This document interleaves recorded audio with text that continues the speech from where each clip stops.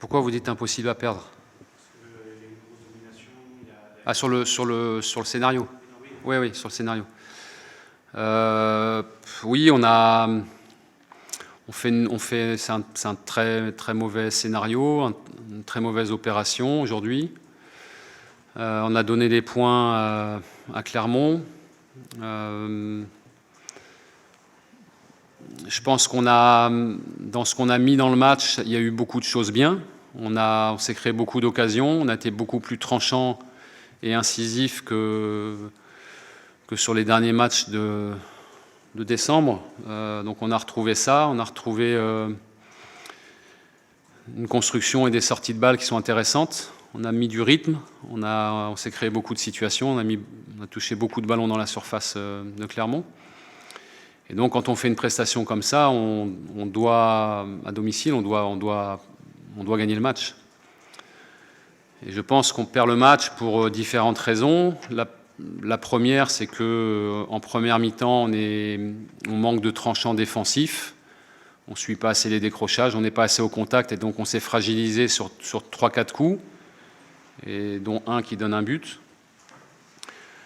Premier point. Le deuxième point, on peut s'en vouloir d'avoir offert sur un plateau le match à Clermont en fin de match. On n'a pas joué avec notre tête.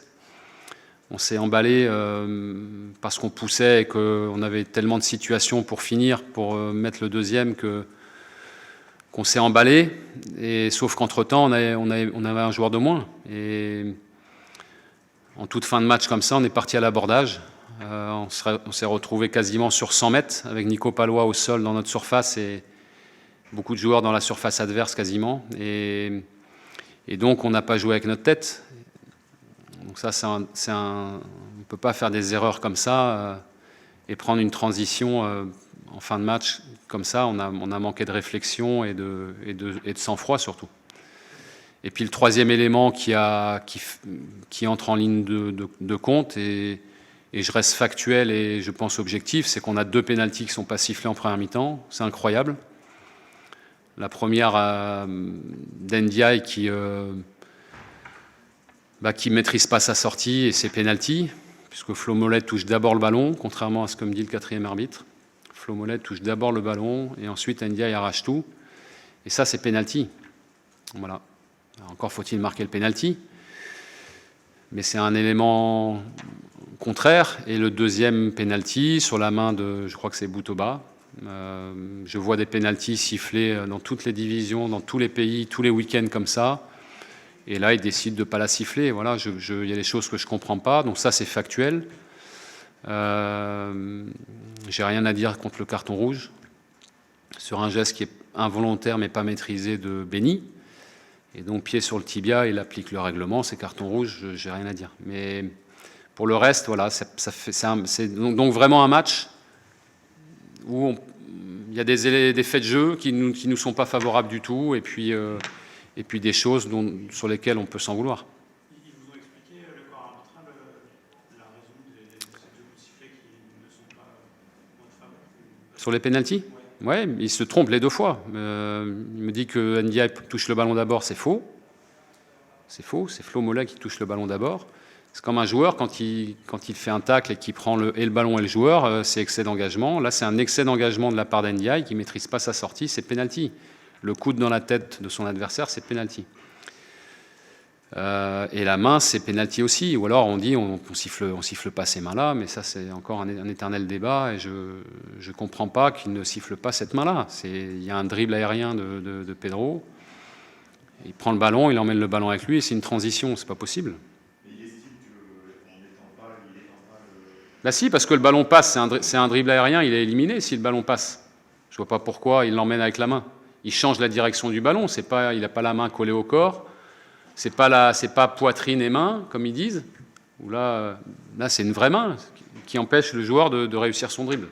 Moi, je suis désolé, mais alors, il va falloir encore m'expliquer. Sur la sortie de Chadebella, en même temps,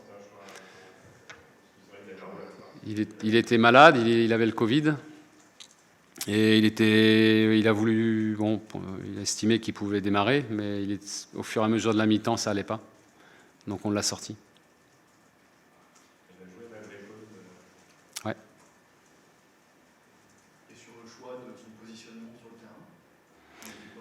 Sur un côté en animateur offensif, pour fermer le côté, et puis dans l'utilisation un peu côté, un peu à l'intérieur. Après, c'est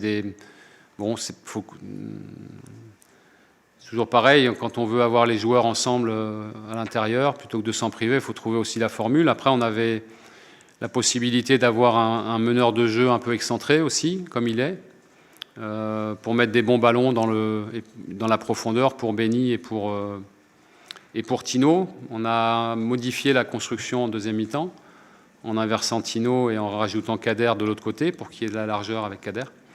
Il l'a plutôt bien fait, il a posé énormément de problèmes à la défense de Clermont, mais ça n'a pas été payant, parce qu'on a mal fini nos actions.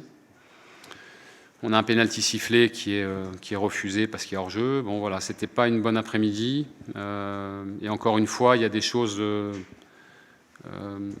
qui sont de notre fait, qui sont de notre faute, qu'on a mal géré. Donc on peut s'en vouloir. Et puis il y a des faits de jeu où là, malheureusement, on ne peut pas faire grand-chose.